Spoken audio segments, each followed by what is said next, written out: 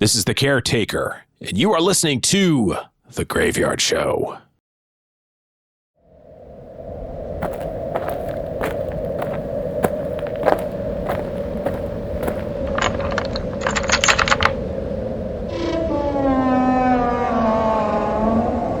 Welcome to The Graveyard.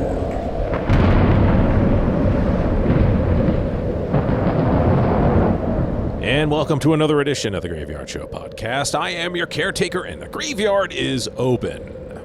In this edition, I thought it was finally time to take a look back at one of the all-time great horror movies ever, Night of the Living Dead, the original, the one and only, the George A. Romero classic film, the movie that redefined the zombie genre. It's because of this film that you have everything that came since, including all the great Romero films and all of its copycats and some other great original zombie films. And of course, most recently, the Walking Dead series that's been around since 2009, I believe. And I think Robert Kirkman even said that the influence for the Walking Dead comic book series was Dawn of the Dead. So there you have it. So I'm going to give you some caveats. If you are not familiar with this movie, if you haven't seen this film, if you're new to the horror genre, and you don't want anything ruined, then you should leave now and come back after you've seen the movie, because I'm going to talk about a lot. Now, as the title of the show says, I'm going to be joined by author Kim Paffenroth, not here physically or at this current point in time. I'm going to revisit an interview that I did with Kim when he joined me here on the Graveyard Show podcast to promote his book, Gospel of the Living Dead, George Romero's Vision of Hell on Earth. And Kim wrote this book analyzing, at the time, the 4 Romero zombie movies, Night, Dawn, Day, and Land. And if you want to hear these interviews in their entirety, well, you can find them right here on the Graveyard Show podcast.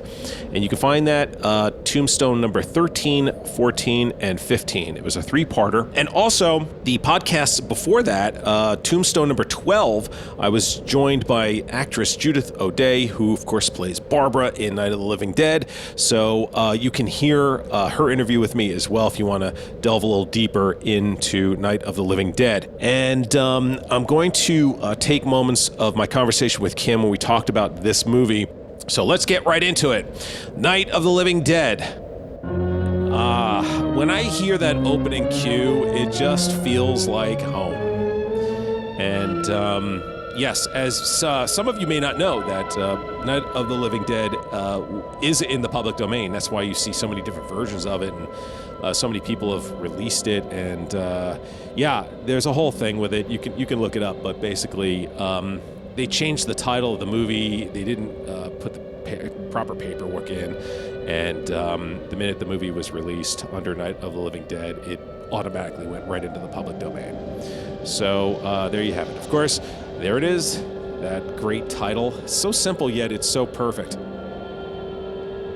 Of course, written by John Russo and George Romero. John Russo would go on to write another great classic horror film, but it's a horror comedy called Return of the Living Dead. And he had something to do with the 40th anniversary of Night of the Living Dead, where they went and they kind of took this movie, because again, it's in the public domain, you can do whatever you want, and they kind of shot like a prequel to this and added it onto this. I don't know. I refuse to watch it. So anyway, if any of you have seen it out there, I would love to know your thoughts. But yeah, I'm not down with that. Of course, the familiar flag in the cemetery, sort of as a symbol of sort of the coming down of America. And I'll get into that with Kim in just a few minutes as well. Now we're introduced to our first characters in the film, Barbra and her brother Johnny. They ought to make the day the time changes, the first day of summer. What? Well, it's 8 o'clock and it's still light. Now what's interesting is right there what she says. She references the time of year this movie takes place. And it's something that I think a lot of us get thrown when we watch this movie. And Kim and I discussed this very thing. You mentioned what time of year Night of the Living Dead takes place, because yeah, I was shocked. Yeah, because when I saw it in the production, in the analyses, because we naturally think, it's fall, Yep. And it's, obviously the movie's on at Halloween, and we think, oh, okay, not so much so as your research found out. It wasn't so much. It wasn't so much the research. It was just really listening to the dialogue closely, and seeing how much it contrasts with the background. I mean, they're standing there in the cemetery, in front of completely bare trees, and she's talking about they had just made the switch to daylight savings time, and I'm like, am I losing my mind? That happens in the spring, and so again, it's one of the funny things about low budget. They'd shot that at a particular time when they had access to to all the actors and to the house and everything. Yeah. It is actually ironic, and I'm sure again Romero did this on purpose. But you're talking about springtime when things are blooming, and now you're talking about the beginning of the end. The beginning of the end and death. Yep. Apparently the actors had to breathe very shallowly and not exhale a lot when they talked. Otherwise, you get the breath. Sure. Yep. Yeah. So now Johnny and Barbara have arrived at their father's grave, and we have a very interesting moment here where Johnny is putting down the wreath that they purchased at their father's gravesite. And here's what I find so interesting. So now you have Barbara who steps in here to say a prayer at her father's grave, and Johnny walks away. He steps away, and I never really kind of understood why. And they never get into it. I mean, he looks uncomfortable. He looks like he doesn't even want to be there. And then he says this. Hey, come on, Barb. Church was this morning, huh? Of course, the famous shot of him looking up at the lightning. But I'm very curious as to what the relationship was between Johnny and his father, because he's obviously more interested in saving a wreath from the prior year than actually paying his respects at his father's grave. And now, of course, it leads up to the very famous moment of the movie. They're coming to get you, Barbara. Stop it! You're ignorant. I always love that line. They're coming for you. Look, there comes one of them now. Oh! And of course, we have the great sequence here where we have Johnny fighting the zombie.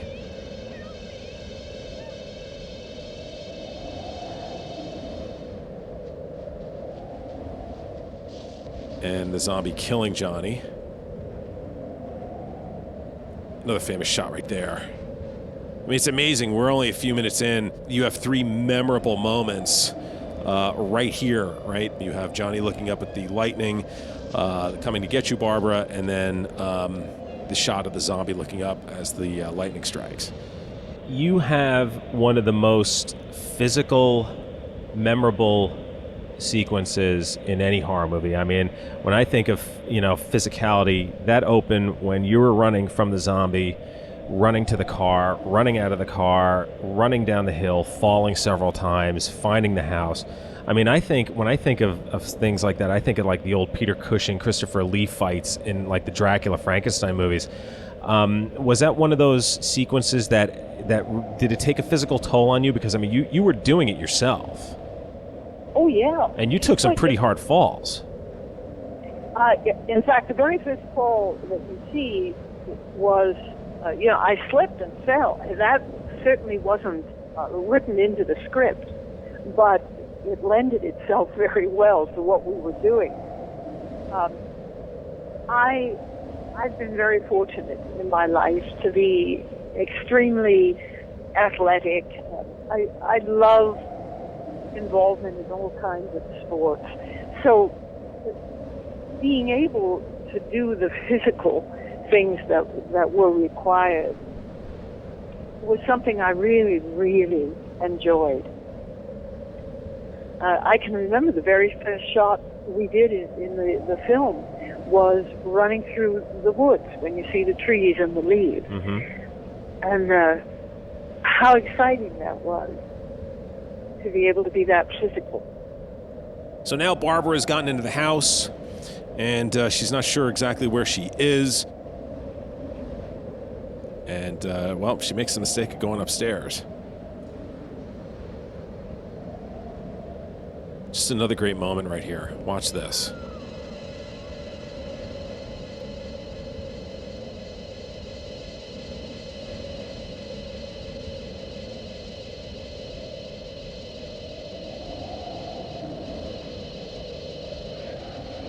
So well done right there. So we're being introduced now to our lead, Ben.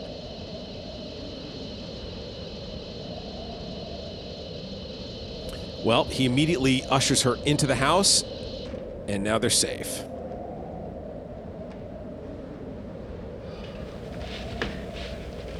It's all right. And this is actually the first amount of dialogue. We're about 14 minutes in. I just want to say that this is the first dialogue since she says Johnny at about the 6:40 mark. So we have about, just so you know, you have about 7 minutes of really no dialogue. Pretty effective filmmaking. I mean, how amazing is that? I mean, good luck doing that today. So now you have Ben, who's, he's definitely a man of action. And you have the exact opposite with Barbra, who's kind of going within herself and who is basically in shock, really.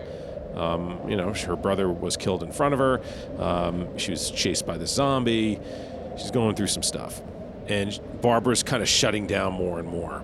I talked to Judith O'Dea about her character, Barbra, and she gave some very interesting insights in terms of what was going on in her head.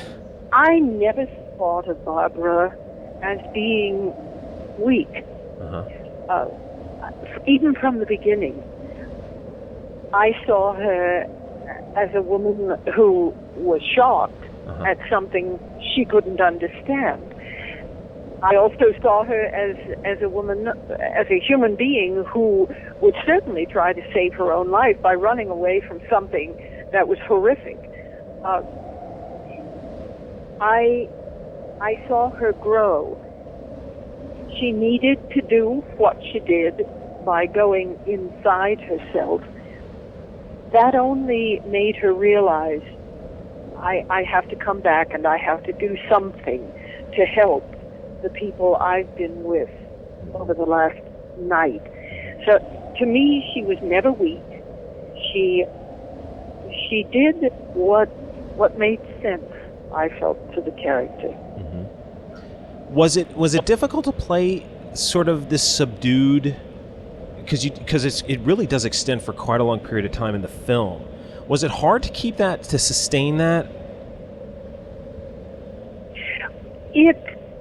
The wonderful thing about working with George Romero is that he was able to tell you at the beginning of each scene what it is that we were trying to achieve, but I think he also had the whole story in mind, and he also had all those scenes that we had done before, so he was tying everything together. He was able to help you sustain the emotion and the feelings, even though scenes, of course, are so broken up when they're filmed. So that was a tremendous help. You're right. It's a challenge to be that quiet and that internal for so long. It gave me a wonderful opportunity to talk in my own head, so that what you saw on the outside was appropriate for the moment. It was a challenge. What was it like working with Duane Jones? Duane, the word that comes to my mind is intellect. Depth and intellect. Duane was just so well read, such an educated fellow, such a sensitive man, that it was wonderfully exciting to work with somebody who has so much in his head as well as his heart and emotion. We got on very well. We didn't chum around a lot. He was older than I. But I thought we were able to work quite well together because we both had an intensity, if I can use that word, an intensity about what we were doing. And what's interesting early on here, too, is that you're seeing how effective just a few zombies are. Just a couple of them, a few of them here are very effective, working both sides of the house and having our two leads here having to jump back and forth. And Kim and I talked about that as far as zombies and how effective they were working in packs. I mean, zombies, that's the funny thing, right? Zombies are taking over the world, but they're not plotting to do so. Yeah, they're just doing it. Yeah. They are really the ultimate sort of average, they're the average Joe monster. And that's one of the things that you mentioned towards the end of the introduction, is that zombies accomplish what all the other monsters can accomplish. Yes, they do win, yes. Yeah, they take over the world. Mm-hmm. Which is, when you think about it, you're like, yeah, you know what? Dracula didn't. Frankenstein didn't. The Mummy didn't. Creature from the Black Lagoon didn't. Godzilla didn't even do it. And it's like, here are these zombies which just kind of walk around mindlessly. They are able to do that. It's pretty scary stuff when you think about it. It is scary, and again, it reflects back on us. Yeah. We have kind of taken over the world, but I don't know.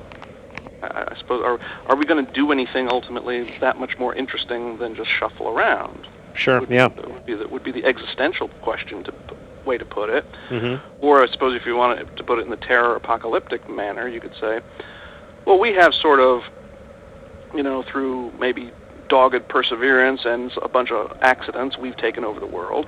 But, some perfectly stupid thing might come along like a virus and take over the world from us.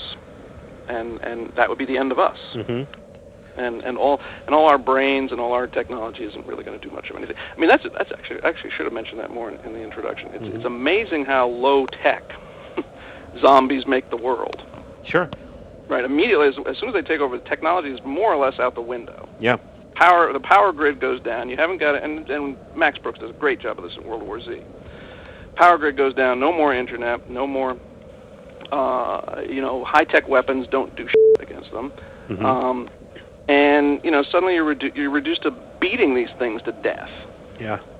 So again, all our technology has really gone out the window, or in some of the versions of the story, of course, has caused the thing, right? Because there's some sort of bioterror engineered thing, like in 28 Days Later.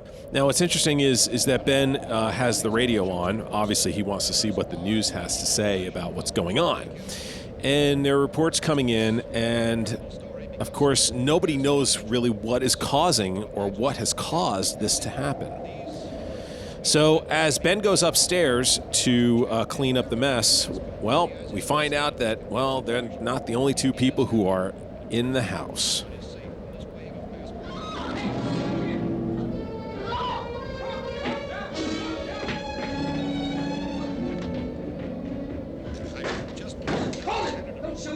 And now we're introduced to the rest of our cast. Right here we have Harry Cooper and Tom, and we're about to be introduced to the rest of the group. And of course, the first thing that happens is they start arguing. Everybody was downstairs, and they didn't want to know what was going on upstairs. And Ben was like, well, why didn't you come on up here and help out? And Harry's like, it could have been anybody up here. Could have been anything. Could have been those things. Knowing darn well there were humans up there. And now it's the debate on whether it's safer upstairs or downstairs, because you can barricade yourself down in the basement. But like Ben says, they get through that, you're toast. You can't get out. Whereas if you're upstairs, you have a lot more to cover. You have windows, you have doors, you have everywhere you have to be careful of. But of course, the idea being that if the zombies, or ghouls as they're called in this film, if they get into the house, well, you can get out. Now, this is the interesting part for me, is this character study that we start having, right? We've already been introduced to two characters, and already we have this conflict going on. And it's one of those things that, Kim and I discussed this, how there are so many unlikable characters in Night of the Living Dead. And one of the things that you mentioned is how, as we were just talking about, as Ben not being the hero, but you talk about how no one is really likable in the original Night of the Living Dead. Right. Can you get into that a little bit? A little bit. I say that like it's very simple, but obviously it's a little more complex. But I think it's it caught me a little off guard there, but so I'll just start going. And I think it's sort of Romero's gift, or not quite gift. It's one of his returning themes, one of the themes he wants to return to. Yeah. And I think sometimes it undoes him, and I think sometimes he overdoes it, and it makes the movie fall flat. So I would set Night and Diary at the two ends, where at the moment they are, until he adds another volume. Yep. I think Diary is so full of unlikable people that it's like, I don't really care what happens. It's like the zombies could break in and eat everybody at any moment, and I would laugh, because it's just like, I don't care. These people are all stupid. Yep. Now, I do see that very much as partly a reflection of Night, and I'm not sure I can put my finger necessarily on what cuts differently, but in Night, I see these very unlikable people thrown together, and somehow I want them to succeed. Yep. Is the difference. As I said a minute ago, I want Ben somehow to realize his heroism. I want Barbara to snap out of her coma, or catatonia, or whatever the hell it is, her zoned out state. I want Harry to stop being such a jerk. I want the young kid to, be more effective and not kind of bumble around. I'm sort of rooting for them. Now, again, I suppose what the challenge or what the detriment is with that setup of having a cast of unlikable characters is that it can tilt all the way to where you just don't root for them at all. Mm-hmm. It does seem to me in the central movies, Dawnland, Dawn Dayland, there are a lot of unlikable people there, but there's always somebody you can kind of focus on as having some admirable heroic qualities. Sure. So I think those perhaps narratively it's more of a balance. One reviewer said of my book that I'm obviously so in love with the original Dawn that my analysis sort of shows it, and so I might as well admit that here. I mean, I think the original Dawn of the Dead is sort of the ultimate zombie movie, maybe the ultimate horror movie for me. Mm-hmm. And so I think that balance of having Roger and Steve, who are kind of, even they're not totally unlikable. Yeah. They're kind of brash and stupid. And then having the eminently likable Fran and Peter. I think that was a very workable and very compelling balance to strike in that. And I also think that if we were characters in that movie and we came across them, that you would feel safe with them, that they would accept you. Maybe not openly. That's a good point. But you would. Yep. Yeah, I mean, that they would. They may be. They may not accept you immediately, but that in the end, I mean, and we'll get into this later, but certainly with the relationships that occur and how fast these bonds occur at Dawn. But I don't think there's anything wrong with that, because as far as your look at Dawn, because I agree. I think Dawn not only is the best of the bunch. It is, when you talk about great horror films, I don't know how you can't put that in it. I mean, on so many different levels. But again, we'll get into that a little bit later. That's an excellent way to put the dynamic. Is how accepting would these characters be? How much is there any sense, even in this hellish world that they're in? How much is there any remnant of a sense of community? Yeah. And again, I know you want to kind of keep it to the Romero, but my book does include the Dawn remake. Yep.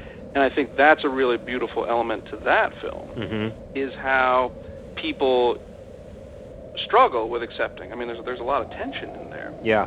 But when people are accepted in the community, then, okay, now we have to pull together. We have to, we're in this together. And that is something that's a very good dynamic to point out, is completely lacking in Night, where people just don't seem to get along as soon as they meet each other. Yeah, and you feel like, you feel like you'd be playing referee in the room. Be like, stop arguing, stop fighting, let's get stuff together. It would drive me nuts. I probably would just walk out to the zombies and say, you know what, guys, let's just get this over with, because I can't take it. I suppose that is another measure of a movie, right? Is how much are you shouting at the screen?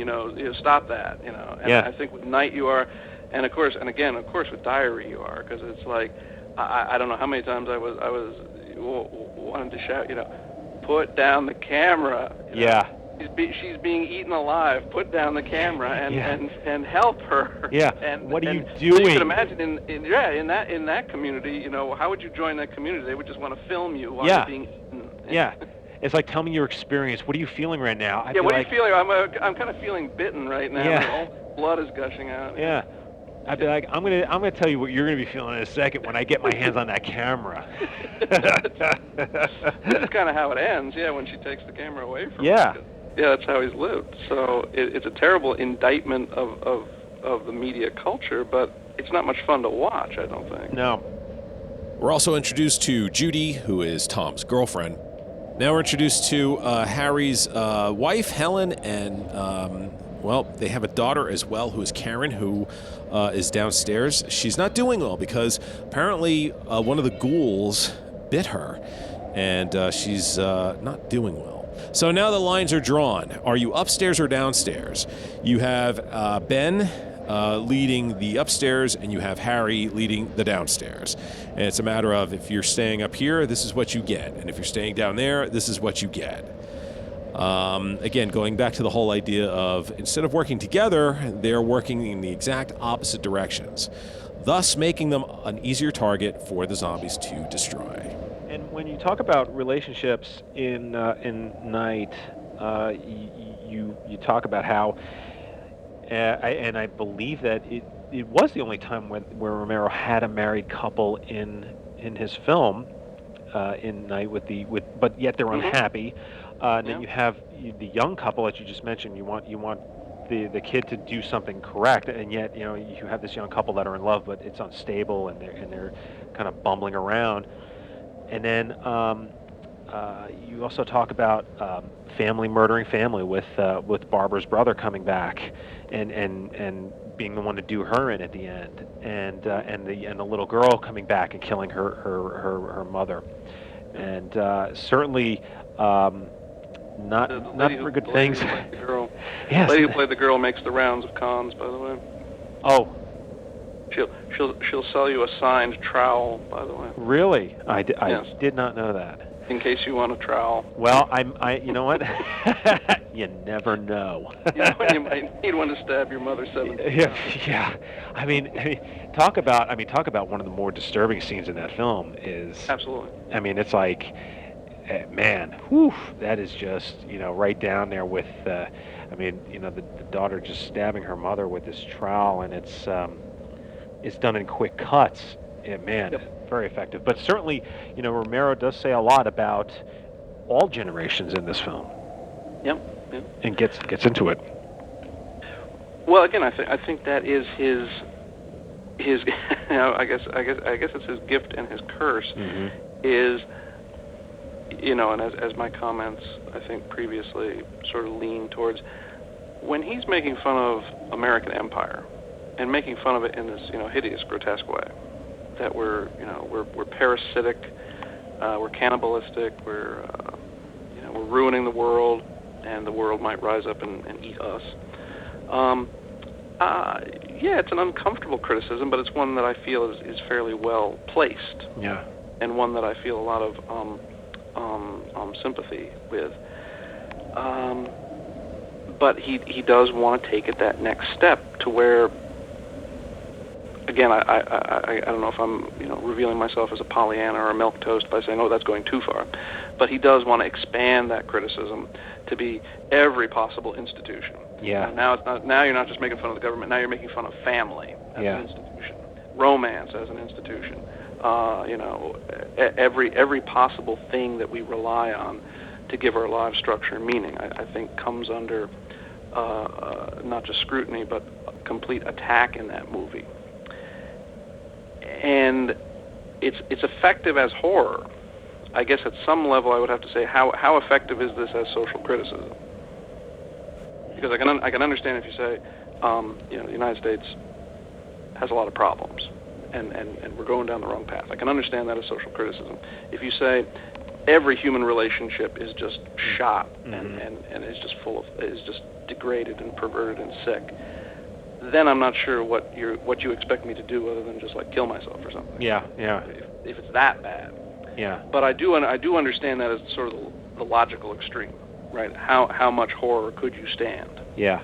And if the members of your own family are going to kill you and eat you, that is kind of the ultimate horror. Now, in his defense, or where he's coming from with that, again, I think is that sense of ambivalence, and a lot of critics have pointed this out about the mother stabbing scene, is, that is a basic psychological drive that we all have. We all do want to kill our parents at some point.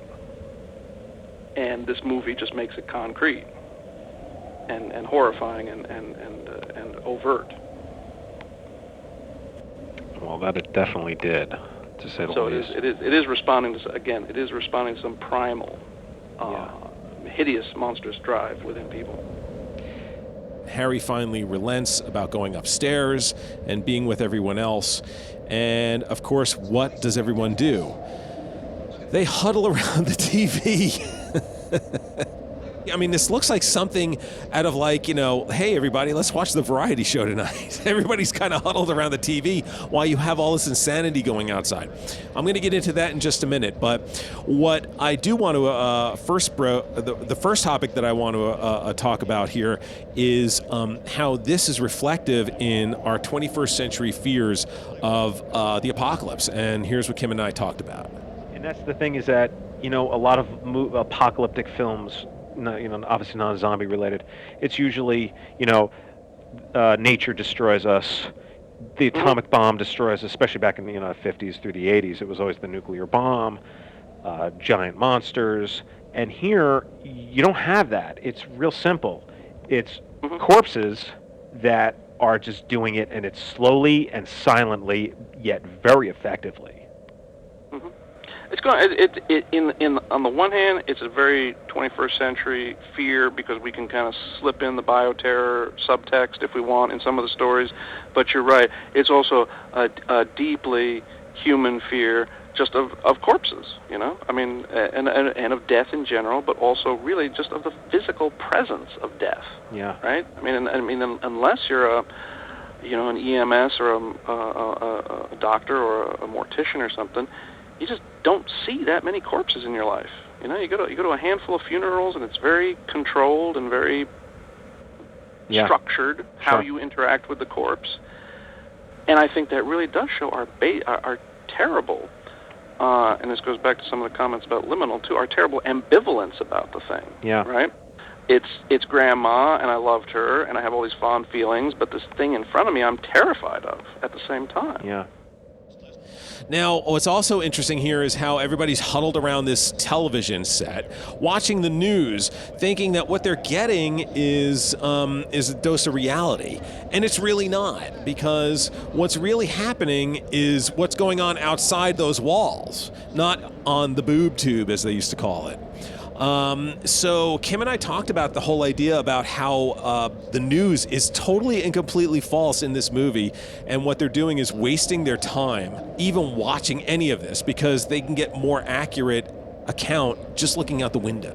While Romero is making his criticisms on pretty much everything, he does include, and you note, I would say, you don't say it's subtle, but I would say it's subtle. When you see shots of newscasts, the camera's very stable, but yet everything else outside of that, introducing new characters of the zombies, the camera's unstable. Yep. It's okay. So I mean, he's setting up there the criticism or the parody of media culture that he'll eventually come around to in a full-blown version, and maybe not totally effective version in Diary, but I think he lays a much more subtle subtext there in Night that the camera crews and and especially the interviews are in Washington, right? Yeah. Tell us, Senator, what's going on. Well, we've got everything under control. Yep. Like, yeah, right. It's this constant theme of the pictures on the talking idiot box in front of me are lying. Yep. And they bear very little resemblance and very little connection to what's going on outside the box. Mm-hmm. Right, so you're absolutely correct. I mean, it's some of the scenes there are so funny of how everybody's staring at the TV, right? Yeah. As though that's going to give them any information other than they could get from looking out the window, which Sure. is much more accurate and immediate and potentially fatal. Actually, looking at the TV is what's fatal because it's telling you, go outside and try to get to the rescue station, and it's like, well, no, there is no rescue station. And again, that's made explicit at the beginning of Dawn. Yeah, right. Where people sent to the rescue station are specifically the ones who have been eaten because there is no rescue station. So he is like I say, he's just a scamp and making fun of people who hold cameras when that's what he does for a living. Yes, he does like that as well. But of course, even more making fun of people who look at these idiotic images. Yeah, because it's like, hey, everybody, wait, something's on television. Oh, okay. Yeah, right. It must be true. Yeah, it's like, well, hey, everything's okay. Well, it's like you said. It's like, no, just look out the window. Exactly. And actually, I suppose if we want to connect the dots closely enough, right, it's the television that tells them to go get help, or go to the rescue station, which is what causes them to go outside, to go to the gas pump, to get the gas, to fill up the truck, which causes it to blow up, which kills two of them, which unravels the whole thing. Oh, gosh. When talking about the relationships between these characters, there's another factor that Kim discusses in his book as to original sin and how that also affects human relationships. Here's what he had to say. Now, you talk about how the sin that's portrayed in this film is gluttony. Can you talk about that a little bit? Obviously, we know that the zombies are eating, so no surprise there. But certainly, well, I think it's a broader observation about how one might use the zombie as a symbol, right? And I would say if you're using the zombie as a symbol of sin, at the literal level, he's only going to work for gluttony, right? That's all he can do. Mm-hmm. He's not terribly conniving. He's not. Yeah. He certainly isn't. Again, unlike the vampire, he's not lustful at all. He's just not capable of much. So he's really only capable of the most basic physical sin that has to do with material, with stuff, with physical need. That's gluttony. So what I think the movie opens up in terms of the interactions between the people is this whole idea of how original sin, in the sense of everyone being fallen and selfish and looking out for themselves. So, some of the things that you said, some of the comments you made about how theoretically we should all band together in the situation, and yet here, not at all. That does come back to a view, I think, whether Romero would acknowledge it as he wouldn't, I don't think, acknowledge it as based on Christian ideas about original sin, but it does seem to fit with that. Mm-hmm. Is that as soon as sin comes into the picture, in the biblical interpretation or in the biblical depiction or in interpretations of it, the first thing that's fractured and sickened and perverted is human relations. People don't trust each other. Adam and Eve immediately begin fighting and arguing with each other, and immediately begin fighting and arguing with God. That seems to be perfectly played out in the house there. So all of this is to say that the zombies on their own really only depict a very basic physical kind of sense of sin, hunger, whereas the people represent a much more complicated, much more a much more mental image of sin as trying to exploit and use and get over on other people. I think that was the point I was trying to make at that point in the analysis. Now, getting back to the movie, Tom and Ben are going to go out and they're going to fuel up the truck so they can get the hell out of here with everybody. Now, Harry's going to drop some of the Molotov cocktails down and create a distraction so they can get out to the truck. Of course, that plan quickly changes when Judy makes a last-minute decision to join the two men, and off they go.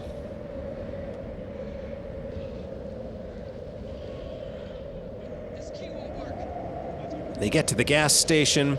Ben makes a very questionable choice of shooting the lock on the gas pump. I don't know. I don't know if that's something I would do, but you know what? What the hell, right? Of course, things go awry very quickly. We have a fire starting, and now they got to get the truck out of there.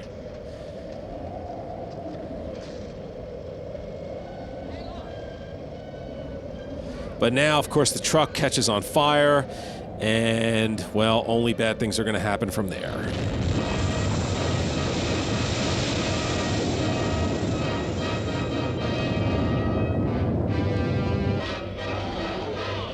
Ben has to fight his way back to the house. And Cooper was going to leave him locked outside. He was going to feed him to the zombies, that son of a bitch. How dare he?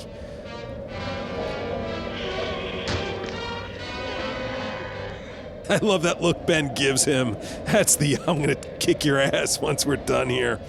So Harry helps out, barricading the door, knowing, of course, payback's a bitch.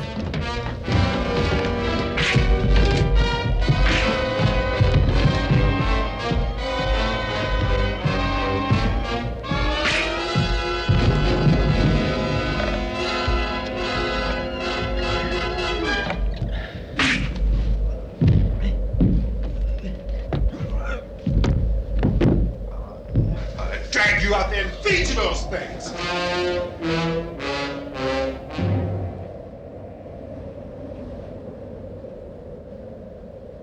And now we have, well, the very, well, for this time period at least, this is the moment right here that was really shocking at that time. The zombies eating the corpses of Tom and Judy. And, I mean, by today's standards, this might as well be rated G. But speaking of food... there's no other way I can segue, folks. Kim and I discussed the whole idea of food becoming toxic. Now, in the one portion of your introduction, you had a piece called Symbols and Meanings, and you were talking about that symbols and meaning of zombies. It's very interesting. You talk about that there are beings that straddle the boundary of being human and the divine. And on the one side, you have angels and saints, and you mentioned Jesus and Buddha. But then when you turn and you go to the other side of that would be zombies. Can you talk about that a little bit? Well, I mean, throwing out technical terms doesn't usually help too much, but there's a nice handy word that we use called liminal. There are these liminal beings. A liminal being means that it's right on the edge. Okay. It's right on the edge between two states that we regard as mutually exclusive. So, as you say, divine and human, living and dead, good and evil. Yep. Right. These are so they, whatever they are, whether we ultimately decide they're good or they're evil, they're troubling because they don't fit quite right. Mm-hmm. They don't fit they throw our categories into a disarray. And another thing that we learn about ourselves is that we're terribly invested in categories. They make our lives not just simpler, but they make our lives livable. Right? If I know if I know where to put people and things in my thought world and in my real world, in general, things go much better, things go smoother, things, not even just that, but things become livable, right? I have to know that, trash goes in the trash can and food goes in the refrigerator, and I don't confuse those two things. Oh, and but then, of course, I get into those liminal states, right? Mm-hmm. So when I put the chicken on the counter, well, chicken's food, and that's good. But, oh, wait a minute, I got to bleach the counter afterwards because now the stuff the chicken left on the counter, that ain't food. That's bad for me. That's going to hurt me. So there's all these confusions begin to get thrown into our categories. Now, again, that's a terribly mundane example of your chicken blood there, but it's one of those quirky little reminders of how really, as much as we love and need our categories, they're constantly breaking down. They're constantly betraying us in that way, to where food becomes poison in that case, right? Or food becomes a toxin. Sure. Okay, so I would suggest, whatever you think about Jesus or Buddha or any of these things, they do throw your world, if you really believe that they are what they say they are, or what other people think and say they are, if you really believe that, they do throw your world into a disarray. You can't look at the world the same way and say, oh no, I'm just going to keep on living the way I did. It does somehow shatter categories. Now again, if corpses get up and walk around and try to kill you, your world is suddenly upside down. Again, captured hilariously, if you remember in Land of the Dead. It's one of my favorite lines, definitely from that movie, maybe from any of them. One of the henchmen says to the evil Dennis Hopper character, says some words to the effect of, oh, you're in trouble now, or we're in trouble, whatever it is. And Hopper says, you know, in a world where the dead walk, trouble really loses much of its meaning. And that's right. He's absolutely correct. The world is turned upside down. What do you mean trouble? How much more trouble do we need than, or can we possibly imagine than corpses getting up and walking around? Yeah. So, no, it's not really trouble, actually, at all. Okay, so did that get somewhere on the liminal creatures, or liminal beings, I should say, because some are creatures and some are just beings. Well, there's Billy Cardell, Chili Billy. So what's very interesting here is now we're being introduced to the idea of the posse that's out there. And we're seeing the posse basically taking care of the zombies, right? Or the ghouls, again, as they're called in the film. And this is something that's a very interesting take right here, the way that Romero shot it.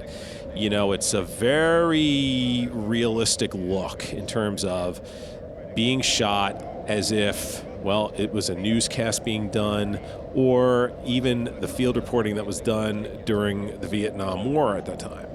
So you're kind of getting this first-hand account here of this posse walking around with their guns and their dogs, and it also brings up something from that time period as well. And really, if you think, I mean, it's like, well, what other ending could there really be? I don't see Ben walking out of the house, joining the other men. I don't, and especially the way it's set up too. I mean, the obvious factor of racism is, and as you mentioned in your book, it's never discussed, and there's never any racial epithets thrown at each other. But there's something definitely underlying going on. Now, again, it could be that you look at the time that the movie was shot, or because as you wrote, Harry, the character of Harry, is looked at as a racist, and the posse is looks like a lynch mob, but it's never mentioned, it's never brought up. How effective Romero does that is really amazing. And that's a huge debate in fandom. And again, as I said in the last show, it's where I'm not sure asking the people who participated in it is necessarily the best place to look for an answer, because the people who participated in the movie swear up and down that was not their intention. And I have to respect them, and I never said anywhere, I hope I never said anywhere in the book that was their intention, but the effect, what I try to keep saying is that the effect on the audience isn't to be completely just cast aside either. Yeah. As you say, I mean, if you look at, Ben's going to come skipping out of the house to this bunch of white guys who's having a hell of a lot of time shooting people, a hell of a lot of fun shooting people in the head. Yeah. It doesn't sound quite right. It doesn't feel quite right. No. Given how, again, you can't read their minds, but given the images that they are surrounded with, barking dogs, sheriff, people with guns, not really under governmental control. Again, you can't really say shooting zombies, right? what are they shooting? They're shooting people who are staggering across a field, right? How careful are they about saying, oh, excuse me, you know? Yeah. Prove that you're alive, or prove that you're a human, or prove that you're not a zombie. Sure. And again, I think he ramps it up in Dawn of the Dead, where the National Guard and the rednecks there are much more clearly. I was just thinking about that. They're much more clearly depicted as just having a great time doing this, right? Yeah. I mean, it's like a cookout, right? I mean, they're just drinking beers and shooting people in the head, and it's like, wow, it's a hell of a weekend, I guess. By some definitions of fun. Ben's had enough with Harry's bullshit.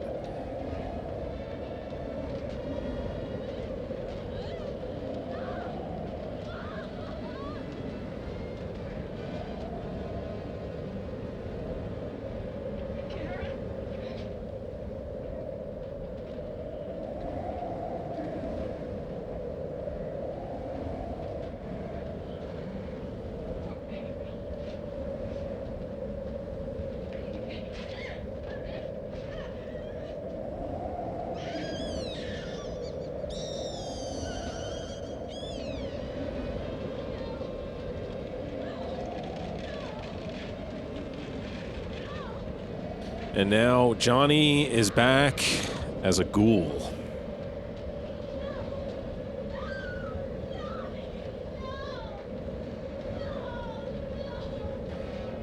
And now Ben is left to fend for himself.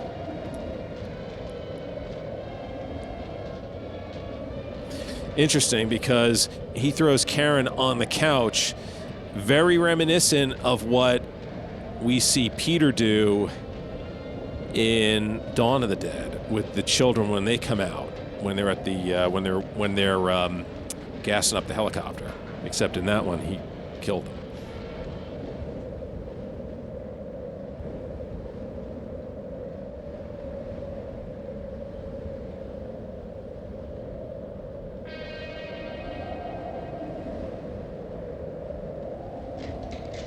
Hey, now Ben gets to kill Harry all over again. So now let's get to the ending. Because, well, the ending is definitely one of the most memorable and shocking endings in any film. So, obviously something that, Kim and I discussed. And, here we go. You talk about the infamous shocking ending and how really, after everything we had seen in this movie, the ending really still takes the cake. Can you get into that a little bit with us? Well, it's because the other things we see in the movie are shocking, on a very visual level. And especially back then, my gosh, people weren't used to seeing, people eating entrails and gnawing on bones in the central scene, which is actually, it's over very quickly, but you can understand how at the time that would have been shocking. But what I think, and it's interesting because of course that shock to an audience in 2009 seems rather tame, especially in black and white. It looks rather subdued, or you're certainly used to seeing much more garish, clinical level dissection type blood and gore. But what I think remains shocking about the movie is the ending, because the ending is a narrative shock. It's a shock to how we think a story is supposed to be set up. Sure. And even if the hero dies at the end, whether it's in whatever I just saw Public Enemies, or whether it's going back to Bonnie and Clyde, or Butch Cassidy and the Sundance Kid, whoever, right? If the hero dies at the end, that's one thing. But for him to die in this meaningless, random way, and without it being funny, as far as I can tell, right? Sure, The other way to handle it, right? Yeah. I mean, it really does have that sort of. It would be very different if you did it in that sort of Monty Python-esque kind of way, where just a bus hits him at the end. And, It's not that either. So, the randomness of it, I think, will always surprise us, even if the rest of the movie looks kind of rather tame by our standards. And it is amazing because I could almost, it's strange because I'm thinking about it, and I've seen Night of the Living Dead, I mean, my fair share of times, and even in my college days, I wrote a paper on Night and on Dawn. So, I watch these films, enough. Certainly, my writing is nothing compared to your to your writing. So, this is more scholastic. And I'm sure it was great. But I do remember the ending to Night of the Living Dead. Ben, I can almost see it shot by shot. Ben gets, comes out of the basement. He has the gun with him. He looks out the window. The posse's out there, and they see him, and they fire a shot, and it's not even like a slow motion. It's like bang, dead. And then it's like, okay, let's round it up, fellas. And then we see Ben being burned with the rest of the zombies, and it is amazing how that does stay with you. It's very effective. I think in a way, I suppose, inevitable, and that's always the that's the good thing about a shocking ending, is when you reflect back on it and it's sort of inevitable, right? Yeah. I don't know if you read The Road when it came out. No. But I think the strength of that is that very gradually, when I first read the ending, and I won't give that one away, I should give spoilers to my own stuff, but not to somebody else's. When I read that, the ending didn't strike me as quite right, but it sort of sank in, and you were like, no, it kind of had to end that way. Given the kind of book, given the kind of worldview, given what this book was dealing with, that was kind of the only way it could go. Yeah. And I would say the same for Night. It really can't. Yeah, you really can't go. People can't skip off into the sunset, or again, they can't. What really happens throughout is that he can't die in a heroic manner because he's not a hero. Yeah. And I suppose right up to the end, we're always sort of hoping that he is. Okay, he shot Harry, but Harry's kind of a jerk anyway. So maybe we can kind of overlook that. And okay, he did try to defend the house and completely fail, but okay, maybe we can overlook that because there were kind of lots of zombies and stuff, and everybody else was screaming and yelling. So maybe we're still hoping for he can do something heroic, but it's like no, he really can't in this world. This isn't a world where that's possible. So is the world safer? I don't know. And there you have it, The Great Night of the Living Dead. I can watch this over and over and over and over. Well, I have. It's just one of those movies that it's a classic. And we have George Romero and everyone associated with this film to thank for that. And I hope you enjoyed watching this with me. And if you like the way I presented this and you want me to do that with the other 3 Romero movies that Kim and I talked about, please let me know in the comments, because I would be very happy to do so. I have plenty of content. And again, if you want to hear those interviews in their entirety, you can find them right here on the Graveyard Show podcast. Tombstones 13, 14, 15 for Kim, and Tombstone number 12 for my interview with Barbra, actress Judith O'Dea. And as you exit the graveyard, I would like to remind you to please lock the gate behind you. We wouldn't want anyone to get out. Until next time.